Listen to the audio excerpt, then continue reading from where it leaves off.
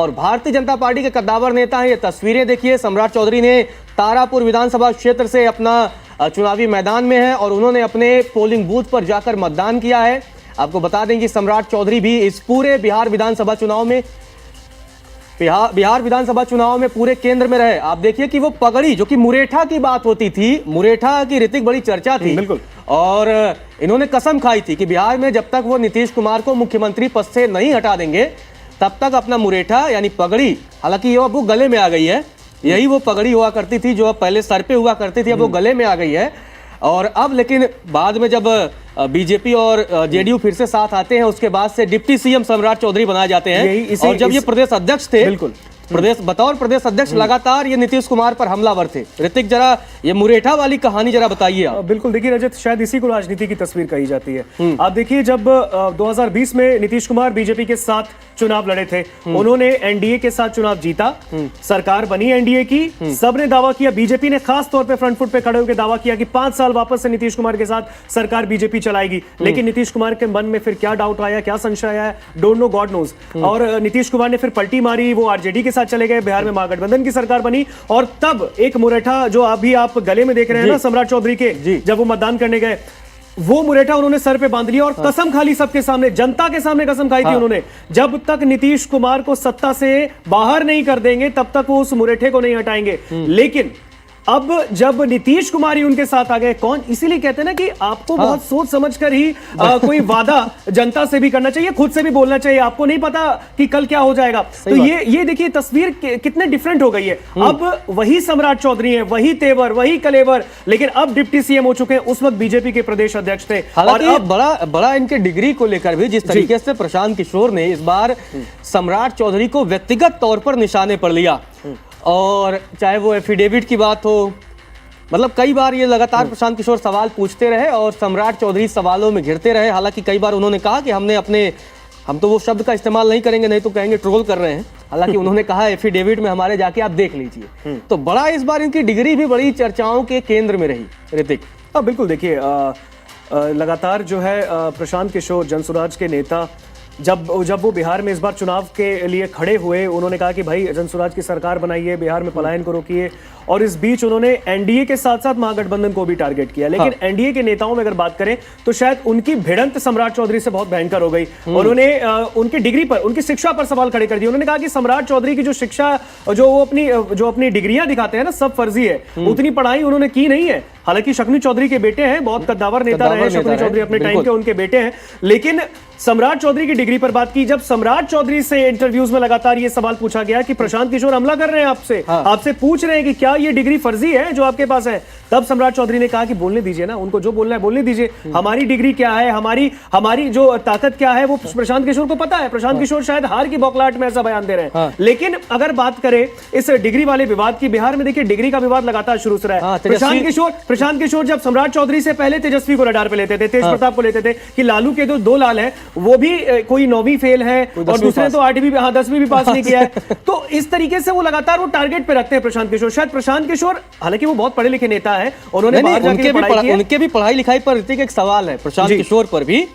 जब प्रशांत किशोर के भी डिग्री पर सवाल किया गया तो जनसुराज के ट्वीट किए गए सोशल मीडिया पर, ये बताया गया कि हमने 1993 में 12वीं जो है पटना कॉलेज से पास की, उसमें रोल नंबर वगैरह दे दिया गया। लेकिन जब बात आगे की पढ़ाई की थी तो उन्होंने कहा हमने लखनऊ विश्वविद्यालय और तमाम जगहों से हमने जो है पढ़ाई की। लेकिन हैरानी की बात देखिएगा ऋतिक कि प्रशांत किशोर ने अपने ग्रेजुएशन का रोल नंबर नहीं दिया, ग्रेजुएशन के बारे में नहीं बताया। 12वीं का तो उन्होंने मतलब दे दिया था कि 12वीं में हमारा रोल नंबर ये था, हमारा क्लास सेक्शन ये था। उसके बाद से वो यूएन चले गए, बाद में उन्होंने पता कि हम, सम्राट चौधरी की बाइट भी आ गई है मतदान करने के बाद। सम्राट चौधरी ने क्या कुछ कहा, सुनिए जरा आप। काम कर रहा है बिहार की आर्थिक समृद्धि, और लगातार जो 20 साल से आदरणीय मुख्यमंत्री नीतीश कुमार जी काम कर रहे हैं, जो बदलाव हुआ वो हम लोगों ने जनता को बताया कि 20 साल पहले कहाँ बिहार था और आज बिहार कहाँ है। बिहार में ना मेडिकल कॉलेज थे, अंग्रेजों ने मेडिकल कॉलेज 2 बनाए थे, 2 सरदेव कर्पूरी ठाकुर जी ने बनाए थे, और उसके बाद सब नीतीश कुमार जी ने बनाए। बिहार में 8000 किलोमीटर भी सड़क नहीं था। आज बिहार में 1.5 लाख किलोमीटर सड़क है। बिहार में बेसिक नीड जो बिजली है वो मात्र 17 लाख लोगों को था, आज 2 करोड़ 14 लाख लोगों को सीधा बिजली से जोड़ने का काम किया है मोदी जी की और नीतीश की सरकार। हम डेवलपमेंट पर बिहार की जनता से वोट चाहते हैं। बिहार में जो बदलाव हुए, एक्सप्रेसवे बने, रोड बने, और आज यदि बिहार में सारे इंफ्रास्ट्रक्चर ठीक होने के बाद उद्योग लगने लगा, आज बिहार के जीडीपी में जो लालू जी के राज में बिहार के जीडीपी में माइनस में इंडस्ट्री था, आज 23% हिस्सेदारी जीडीपी में इंडस्ट्री का है। इसलिए हम विकास के नाम पर वोट मांग रहे हैं।